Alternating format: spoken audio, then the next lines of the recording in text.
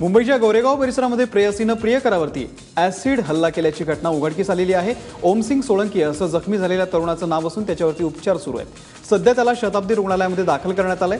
तसंच त्याच्या प्रेयसी विरुद्ध गोरेगाव पोलीस ठाण्यामध्ये गुन्हा दाखल करण्यात आलाय। निफाड तालुक्यातील माध्यमिक व उच्च माध्यमिक कॉलेजमधील विद्यार्थिनींनी छेड काढणाऱ्याला चांगलंच बदललं। खडक ओझरमधील योगेश पवार नावाच्या व्यक्तीला मुलींनी चपलांचा प्रसाद देत जन्माची अद्दलच घडवली आहे। रानवड साखर कारखाना परिसरामध्ये ही घटना घडली। गेल्या 6 महिन्यांपासून योगेश पवार मुलींना त्रास द्यायचा, त्यांच्याशी अश्लील वर्तन करायचा। औरंगाबाद जिल्हा बँकेच्या 8,52,00,000च्या कर्ज वाटप घोटाळ्याप्रकरणी अध्यक्ष सुरेश पाटील, संचालक आमदार अब्दुल सत्तार, शिवसेना आमदार संदीपान भुमरे यांच्यासह 22 संचालकांवरती गुन्हा दाखल करण्यात आलाय। शेतकऱ्यांना कर्ज नाकारणाऱ्या बँकेच्या संचालकांनी आपले नातेवाईक आणि समर्थकांच्या संस्थांचं तब्बल 8.5 कोटींचं कर्ज बेकायदेशीररित्या माफ केलंय।